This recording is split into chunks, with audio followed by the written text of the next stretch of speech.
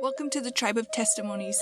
Here you will find conversations with faithful Native American members of the Church of Jesus Christ of Latter-day Saints, sharing their stories and their love of the Savior. My name's Andrea Hales. I'm Navajo, and I'm glad that you've decided to come and join us today. Today is my 25th interview. That's pretty amazing. Considering a year ago, this was never on my mind. And I'm pretty excited about that. I'm pretty happy. I'm so grateful for all of my guests who have been on this podcast. And I'm so grateful for all of you who have commented and emailed and suggested names. It's been amazing. So I really appreciate it. And I'm really glad. I'm so glad that today my guest is Charles Sitting Bull. He actually reached out to me himself and asked if he could be a guest on the show. And he just wants to share his testimony, and I'm glad that he did. I'm glad that he shared some of the things that has brought him closer to the Savior. I'm thankful that we're all allowed to have our own. I think this world is better with the opportunities that we have. So, in other words, I'm really thankful for agency, and I'm thankful for Brother Sitting Bull's experiences that have shaped him and allowed him to have the testimony that he has today. So I hope you enjoy this interview with Brother Charles Sitting Bull. So yeah, here is the interview.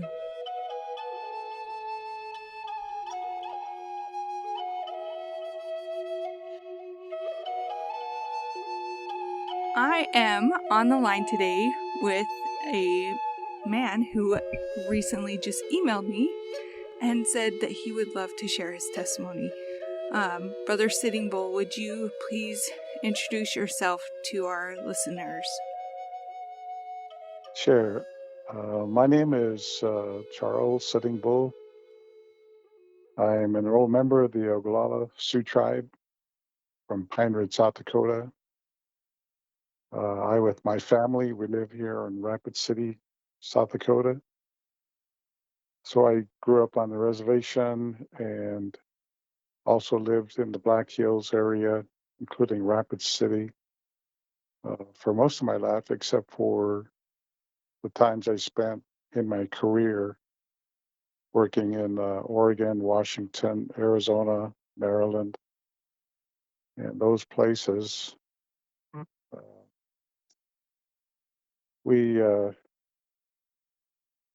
Uh, I'm the father of 4 children. My wife and I, we have a 10-year-old daughter, 8-year-old son, 7-year-old daughter, and a 4-year-old boy. Uh, my wife is enrolled with Alaska Native. Mm-hmm. So she is from Kodiak. Her family is in Anchorage, Alaska. So our kids are both Lakota and Alaska Native. So that's us in a nutshell. Thank you. I love this part.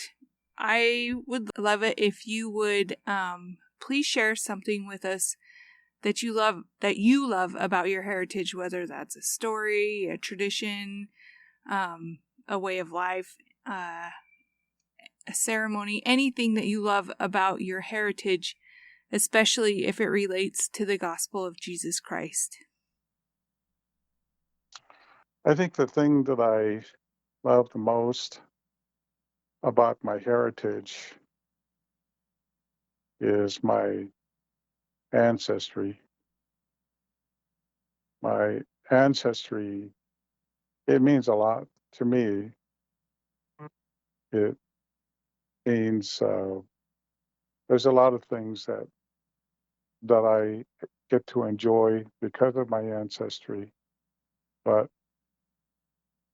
there are also challenges to learn about my ancestry and try to get the best information, the best knowledge, best education about my ancestors, and also like it because it gives me an idea of my future. So the choices I that I would make, I reflect upon my ancestors, and so where I am heading, what I think I'll be doing, and also that of my children. And so it has a greater meaning for me to have some ancestors that are significant, not only in our lives or our family lives, but in other people's lives as well. So it's kind of a real joy to reflect on what the possibilities and potentials are because of my ancestors and the choices that they've made, the lives that they've led, the people who followed them, and the difference that they made in their lives. So that means a lot for us. So, but I also reflect on how that would mean as a child of God and my other ancestors as well, because they too are my ancestors who stood up for what was right. And it's in them too that we look forward to our future for the choices they made, the things that they've done that help us to set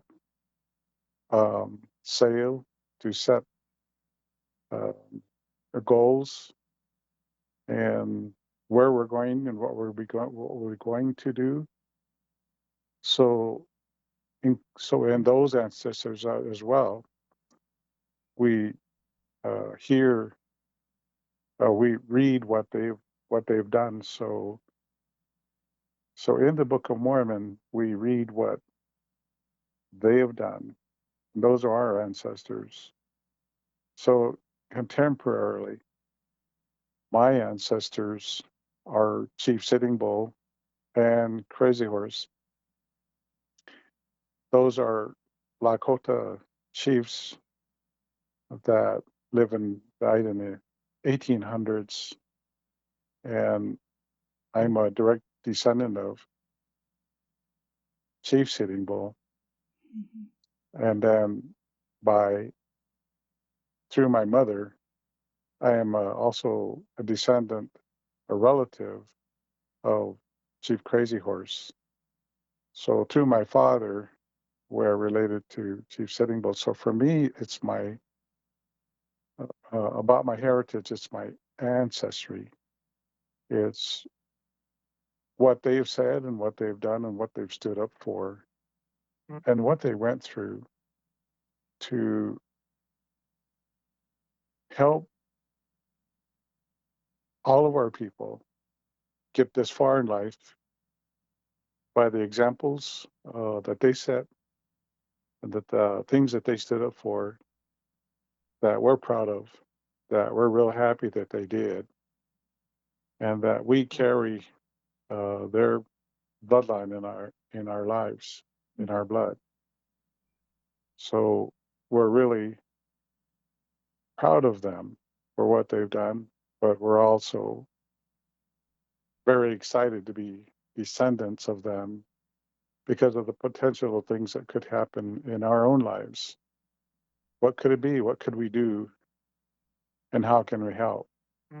Yeah. So those are the kinds of things that I appreciate about my heritage. Uh, I remember in college, I was in graduate school, I think it was, just starting out. My mother was also going to school there at Brigham Young University, and we were talking over at the Indian Center, Brimhall building. People call it Fort Brimhall back then. But we were there. She asked me, "Don't you realize that your ancestor is Chief Sitting Bull and that you're a direct descendant?" Up until that time, I knew that I was, but when my mom asked me that question, it really hit me hard, in a good way, to realize that he is my ancestor, and I was very happy for that. And then it became a lot more meaningful. It's kind of like taking steps, and then you take this big giant stepward up. And so for me, that was like a real boost to me and a real inspiration. And that my mother had asked me that question or had said that.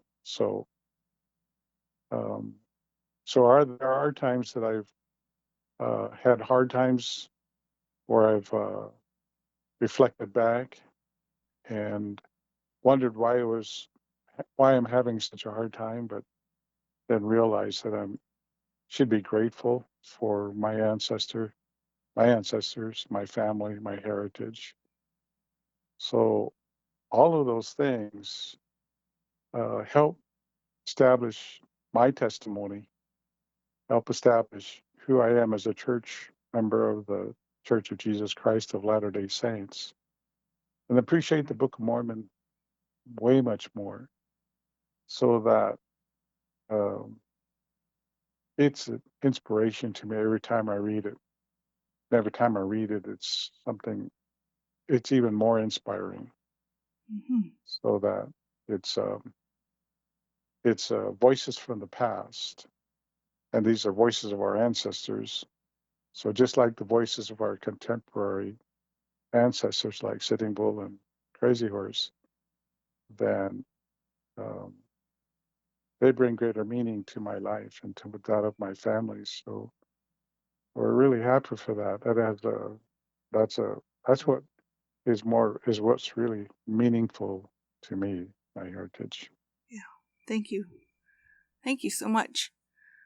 Um, so Charles and we visited for a few minutes earlier in the same day that we recorded this, and you told me that you were converted when you were 14 years old. Is that what I remember? Is that right? Yes. Yeah. Do you want to tell us about your conversion? Yeah, sure. Um,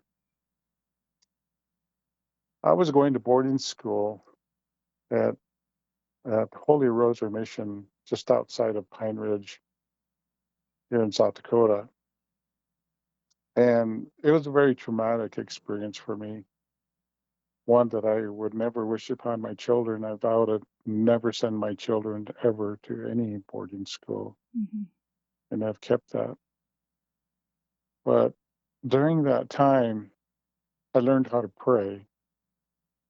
And during that time, I developed a close relationship with my Heavenly Father. For me, it wasn't easy. I was bullied a lot and name called. And just about everywhere I turned, there was always something negative uh, put upon me. So I would find places where I could pray and then stay away from all the bullies. And so during that time, I promised myself that I would live a better life somewhere else, find it somewhere else. And during that time, I had also thought about becoming a priest in the Catholic Church. So I had received, the First Communion and had done the catechism and was an altar boy and was seriously thinking about what my life would be to become priest. Mm-hmm. So, but at the same time, there was a real dichotomy going on between um, the people who were in the Catholic Church and then what they were doing wasn't didn't didn't match up to what I believed to me, it was something I believed that other people were living good lives somewhere else, and that I aspired to and wanting to become a priest. So I didn't have good examples there at the boarding school. Mm-hmm. That's what I'm trying to say. Mm-hmm. So when the grade finished up and I got to go home that summer, I was really hoping not to ever return back to the school. And we students at the boarding school got out of school earlier than all the other schools in the region. So here I was in Rapid City with my siblings, and my sister had a bike, and I borrowed it a lot and rode around Rapid City a lot. And while I was doing that, I ran into two young boys who were also Lakota, and they were riding their bikes, and we got to ride around Rapid City a lot. And turns out that these boys had just returned for the summer from the Indian Student Placement Program, and they were in Idaho. Mm-hmm. So we got to talking about their school, my school, and their experiences and what I had hoped for. And they became really good friends. And so I was curious about wanting to go to the schools that they were in and wanting that kind of experience. So that's when I was introduced to the church. So they sent missionaries by and told me about the gospel and the Book of Mormon. And even though it was small, but that that actually put a spark in me. And something I really wanted was to go elsewhere to get a good education. And what they were talking about as far as the Book of Mormon goes and the gospel put a spark in me that I really uh, cherish. And I'm so grateful that I had that experience. So through the summer, they were encouraging me to go to church. And when I found out what church was, it was on the west side of town. And we lived mostly on the east side of downtown Rapid City.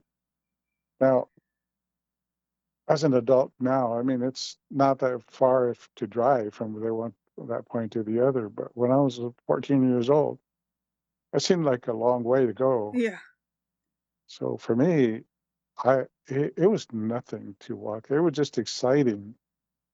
When some of the days were really hot, it still was just exciting to be walking across town and see what great opportunities were there at church.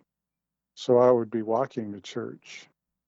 And little did I know, walking to church really meant a lot. It developed into something that I would realize that I love this church so much that I would walk that far. And so that really carried me. So it's just the inspiration of going to church, the power, the strong feeling that I had inside of me. It didn't mean anything at all physically to go to church. And so when I did, it felt accomplished. Some days I might have been sweaty, but I dressed well. I went to church and I sat there and participated in church. And so for me, that started right then. That I really wanted something, and it was more powerful than thinking about becoming a priest. Um, so it had more meaning to me than later on living life and such. I realized what kind of lifestyle I would have had I become a priest. And yet, um, being a church member was simple. And you didn't have to go through specialized training, but I lived the gospel right, and I would, in a way, uh, become a priest. Yeah. So I did bec- I did become a priest, holding the the priesthood, and then later the Melchizedek priesthood. But for me, I realized that there's a striking parallel to what I wanted and what I was gaining. Didn't realize that at that time, but later as I reflect now and then going back to it, I realize, um, I did accomplish some things that I really wanted. And so for me, it was just a joy to go to church. It didn't mean anything physically. I mean, I might have been tired, I might have been sweaty, but it just felt great to do that. So for me, that was the early part of when I joined the church and what that meant for me. You also told me today that, well, you've told me on some emails that you are a social worker. How did you decide that as your career path? It's funny you should say that. But I didn't think I told you, but when I was in high school, I was in Jerome, Idaho with my foster family, and I was thinking, So I had three, you did go on the placement program. yeah, I went on a placement program. Yeah. I first My first year there at a family, and then the next 3 years I had a second family. Uh, my brother in the first family, I was a week older than he was, so and I went back to the same town and same ward. So he was the most popular kid in school. So I actually learned more from him in the other 3 years with the other family than I could have ever have done. So I mean, he was a great inspiration. So when I finished high school, I was thinking of playing basketball for the College of Southern Idaho. I'd have to try out and things like that, but that was what I was thinking of doing, and not knowing what I wanted to become. But I had an inkling that I wanted to be an attorney, go to law school, and such like things like that. So then I was recruited by the church to be a Indian student leader at BYU for an orientation program. So I went there, and out of some students, there were other student leaders from across the country. Had a wonderful experience and saw what university life was like, and saw the classroom, saw the campus, and was just amazed, just in awe of what it was like. So I decided to stay, and that fall go to BYU. So what I wanted was to become a an attorney, go to law school. Um, so when I started out, I started taking classes that there was no law school major. So what I started out doing was just taking classes that you would if you were going to get a law degree. So I went into political science, went into history, declared English, and so on. And so eventually, I was receiving a scholarship, and the person running the scholarship said, "You need to declare a major and stick with it." And I don't believe that the individual really knew what it's like in college to try to earn a degree like law when there really wasn't a law school. There wasn't any law school curriculum to get a bachelor degree or master degree or something like that. So I was kind of disappointed. And he was withholding the funds. So I thought, okay, I'll take my transcripts to a career counselor there and see what I can get my degree in, stick with it, and get into law school. So the fellow came back and says, you're closest to graduating in psychology." I was I was like dumbfounded. I was like, it's you're not what I wanted. you're like, what? Yeah, I was like, oh my gosh, whoa, I don't know if I want that. And then, so I decided to look back and review the courses that I took, and I was like, "Hey, those were fun classes. I really enjoyed those." So he set me up with all the courses that I needed to take to graduate, and I really did enjoy the rest of those classes.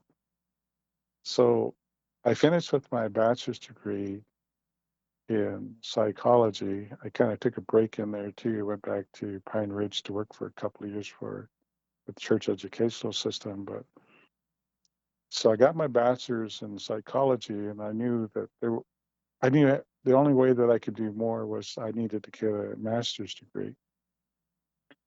So I decided to enroll in the Master's of Educational Psychology as a way to continue that. And then after I enrolled in that, about a month into the classes, I was being recruited for a brand new Master's of Social Work class that BYU has ever had. So that class was going to be starting in that fall. And so I was really excited about that. So I decided to sign up for it. And out of, I don't know how many they told us, probably 400 or 500 students who applied for that school, only 21 made it. And I was one of them. I was just amazed. So I had some struggles. It wasn't easy. I later learned that um, I had a dyslexia, and I wondered how I got that far in school. But the part of the dyslexia was I had a French teacher and a Spanish teacher, and their accents were really heavy, and I could not understand almost anything they said.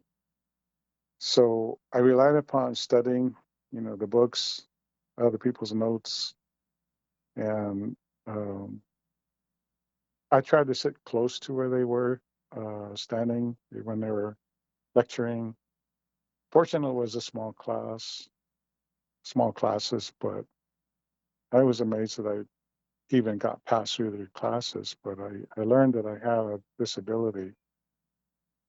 I can hear really well, learn from hearing really well, but as far as the language, it was really difficult to understand what they were saying. So I got into social work like that.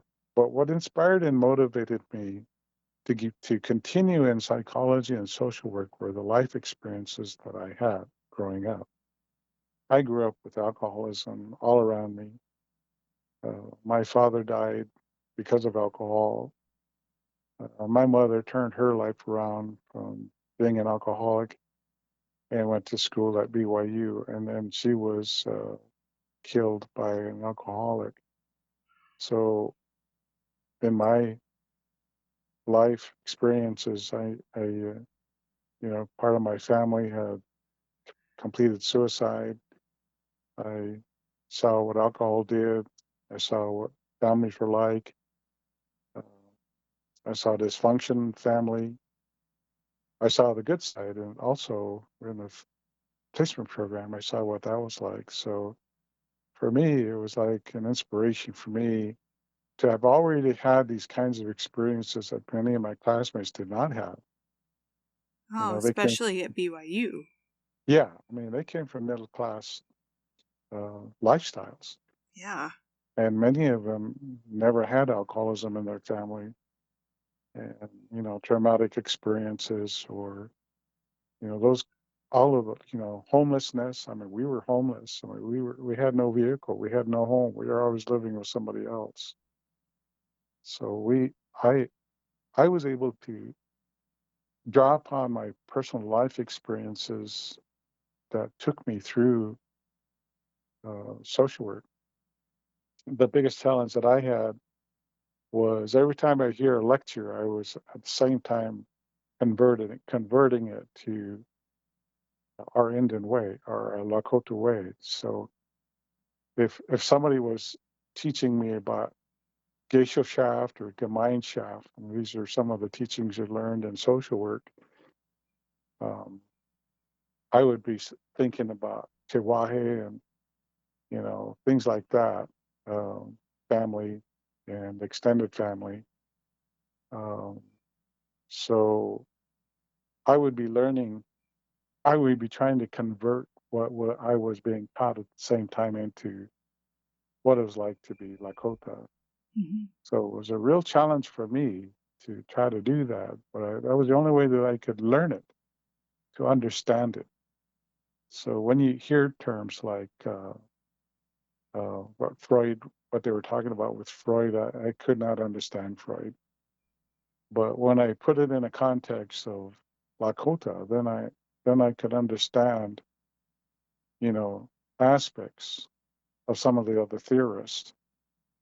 And even I mean, even now Freud is still off the wall. But I think everybody knows that. Yeah. But things like and then even later I realized that there are some uh theorists like Maslow who appropriated uh, his teachings from the Blackfeet Nation. Huh. I didn't know So that. yes, he lived or he went to visit them and he made friends, and then he came away from there with his hierarchy of learning. And as if you can look at it, it's a upside down teepee, but uh, Blackfeet Nation, it's a teepee. And his starts out with where you, if you can take care of your basic needs, and then you go up to high, the higher um, levels Yeah. to be able to learn. But Native people, we look at uh, how we gain uh, learning about ourselves and appreciating ourselves, and how I mean, that's the basis for growing up the ladder. So, and that one, and there's a couple of others that have also lived among the natives, and they've appropriated some of their knowledge into their own theories. So, and so for me, it was really, to me, it was kind of like an activist of sorts, and all it all it is really the searching for truth Mhm. and wanting the truth, no matter how hard it hurt. I learned that experience to always search for truth, no matter how hard it is, because truth will always show up. It will always show up. So whether you like it or not, it may show up at the wrong time. You never want it to show up, but it will show up. So you might as well be living the truth and living a good life, so you don't have to suffer the consequences because you weren't living the truth.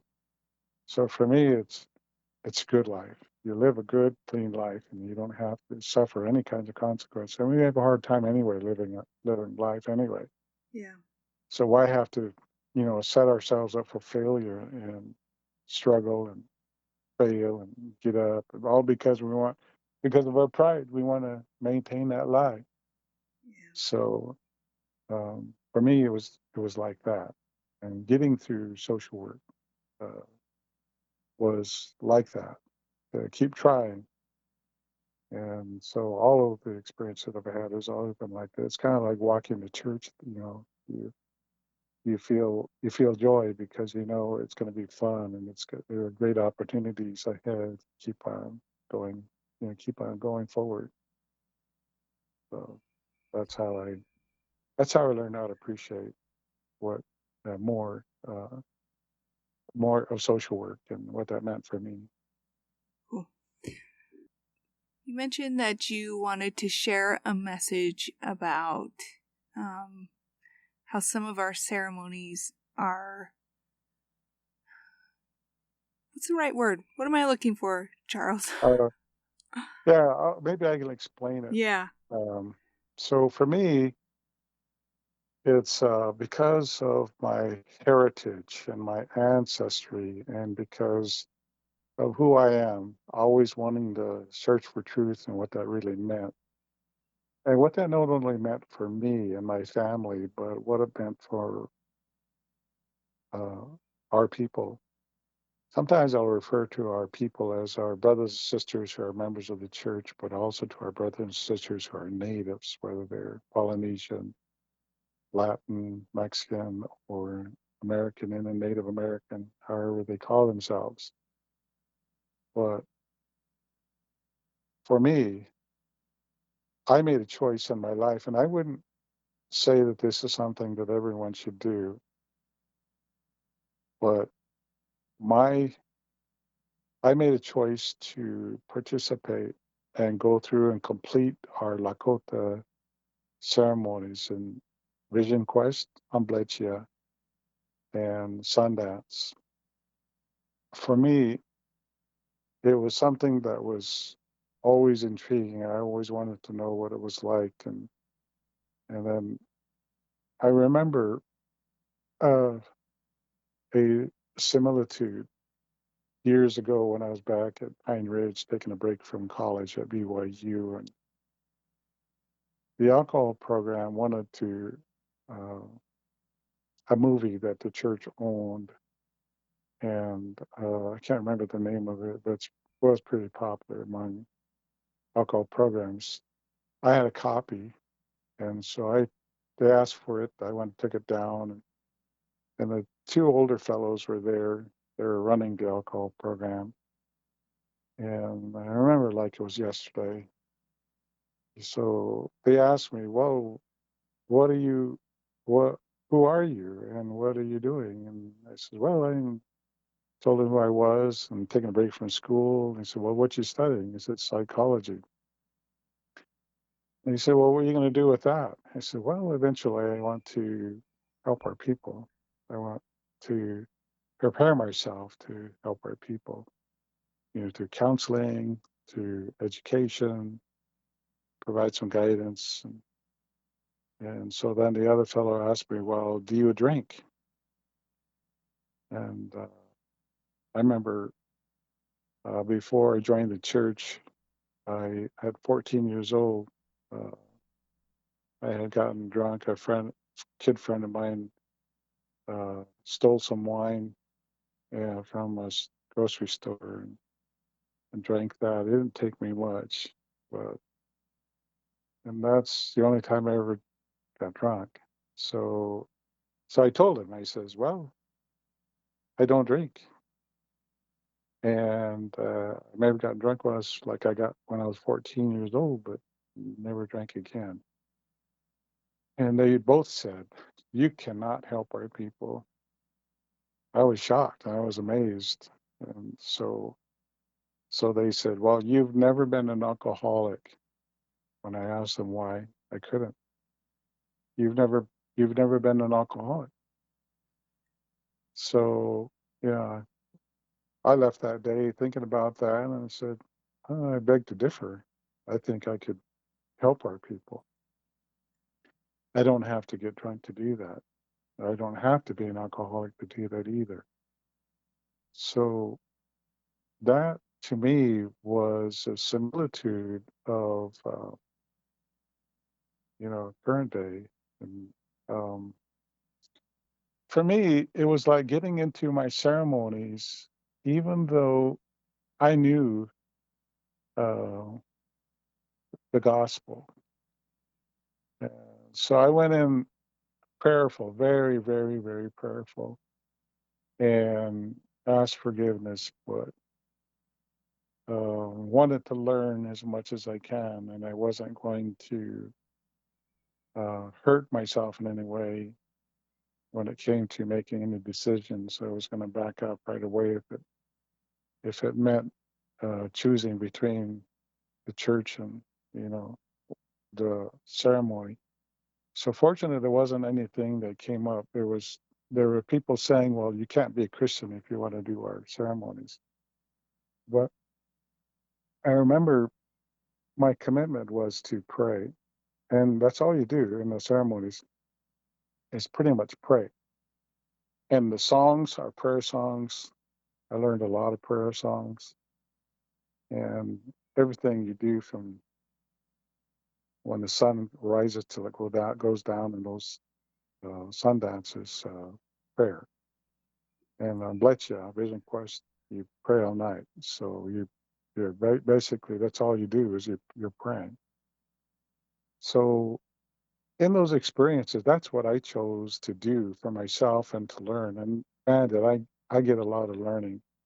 So for me, I really wanted to share with people that you don't have to go there because the gospel is really there.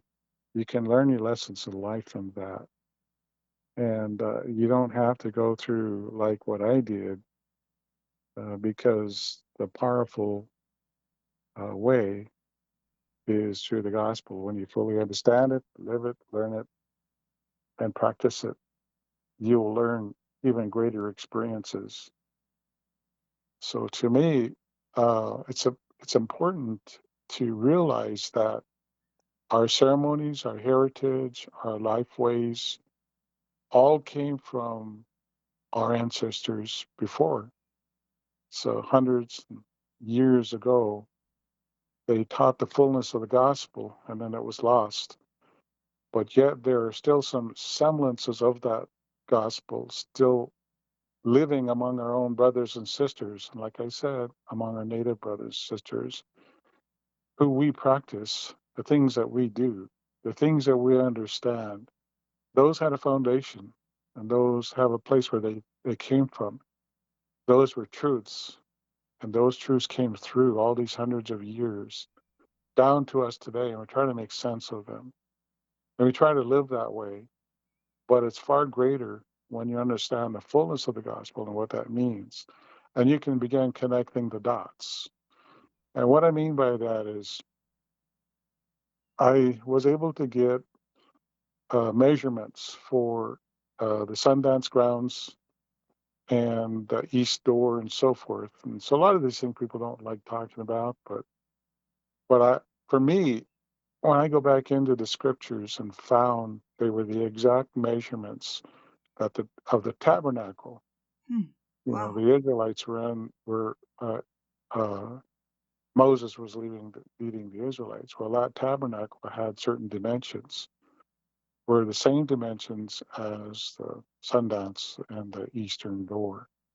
And then the Eastern Door has great significance for all of our native peoples. Even the uh, Church of Jesus Christ of Latter-day Saints temples, the doors face east. And why do they face east? It's the same reason why our teepee doors face east and why we uphold and remember that teaching of our doors facing east. So in the Lakota way, in an Indian way, we expect that um, the white buffalo calf woman to return to us from the east. And it's the same way Christ will return coming from the east. And that's why the doors are open. Actually, the doors are facing east. So there are simple things in our heritage that cause us to remember those teachings. And fortunately, we still have those things. But if we can connect the dots, it will lead us back to me. My testimony is the fullness of the everlasting gospel of Christ, the gospel of Jesus Christ, because that's where the foundation of all that knowledge came from. So if you continue to search in all the heritages from whatever tribes that they'll come from, you're going to find that. You're going to find how they all direct that way. So I would encourage everyone to search in your ways to find those. As and I'm not saying don't do it, but find your truth, connect those dots, and you'll find yourselves in uh, a fullness. And like me, continue to search because for me it always had greater meaning for me to always know the whole truth, to know everything there was, to learn everything I can, so I can appreciate it more. I'm not satisfied with just some small thing. I want a little more. I want all of it. And that kind of a person, I think we all are. And find out more about who you really are, about your ancestors, and about your the ancestors that lived here, that believed in Jesus Christ, that had the fullness of His everlasting gospel at one time here in this American continent. And for me, um, I'm going to say that. I'm going to bear my testimony regarding that because to me it's true. And I look forward to learning as much as I possibly can going out into my future. So to appreciate that more and how much more meaning that would bring for me and my family. Mm. Like those old two fellows said, you can't help if you're not an alcoholic. But just remember that power of the spirit will teach you even quicker, teach you faster. As long as you want to know, you want to learn, you want to help, want to serve, the power of that spirit's going to help you much more quicker. And as long as you're living a good life, you're going to get that. Yeah. Like I said, so that's what I would say. Yeah. Yeah. I mean, just this week in our Come Follow Me, we did section 63, and we were taught there that to seek that sign seeking is not the way, but using the Holy Ghost is the way. And but we need to find our own testimony. Yeah. Yeah. Yeah. Yeah, I remember that. Finding our own testimony, it's more meaningful to us. To me, like I said, walking to church, that was my own testimony. I was building that. And it was inspiring. It was like it was joyful to be walking to church, and so that was building my testimony. Thank you. I have one final question for you. I ask everybody, what does it mean to you to know that you belong to the tribe of Israel? Well, it's always good to know uh, who you belong to, where you came from, because it'll also tell you where you're going. It's like knowing that we have relatives all over this world we are connected to because we are of the house of Israel. So it's great to be a brother and sister, and you'll find that we are way more connected than we ever thought we were or that we are, and that we share in a lineage that is so powerful in this world that through us come some great blessings. Thank you. Thank you. Thank you so much. Thank you for reaching out to me, and thank you for making time for this. I Yeah, really appreciate it. you're welcome. Glad to do it.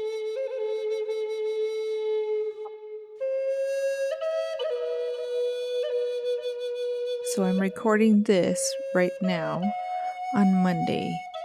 Yesterday, Sunday, I spoke in church. My husband and I both were asked to speak in church, and we were asked only on Thursday evening. I had a busy Friday. I spent time with my kids on Saturday, and also I didn't have a specific topic to base my talk on. So since I am by nature a procrastinator, I didn't know what to talk about. I didn't know what to talk about until I went to bed on Saturday night. Yeah, that's right. Church on Sunday. Finally decided on a topic on Saturday night at bedtime. Anyway, I spoke about letting God prevail. And I know that maybe for some of you, you're like, okay, we're ready to be past that one. But it's actually been a lot on my mind because I ask each of my guests, what does it mean to you to know that you are a member of the tribe of Israel?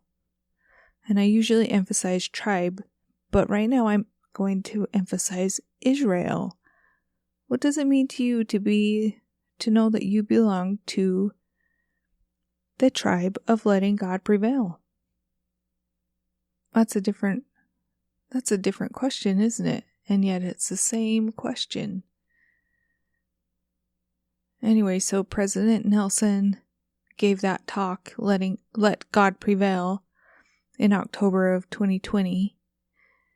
And then this April 2021, there were 4 talks that mentioned in passing letting God prevail, or some form of that phrase. And there was 1 talk about the gathering of Israel. So 5 talks in this past general conference.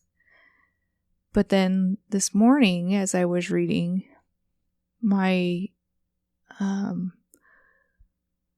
mind was enlightened to Elder Gong's talk about making room in the inn, about the Good Samaritan, and letting the church right now be the inn that allows people to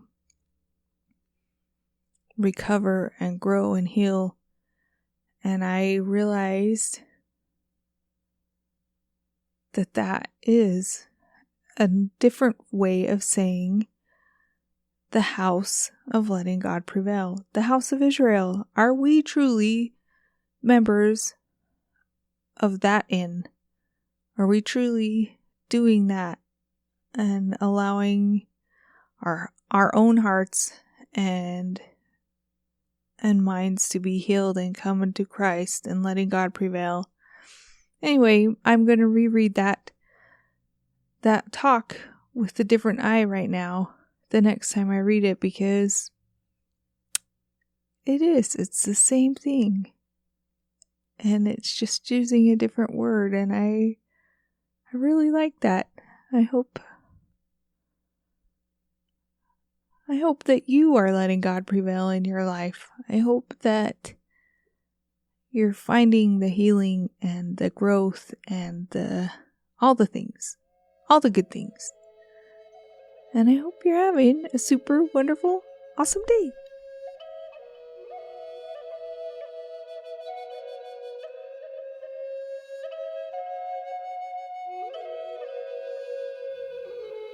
Tribe of Testimonies is not affiliated with the Church of Jesus Christ of Latter-day Saints.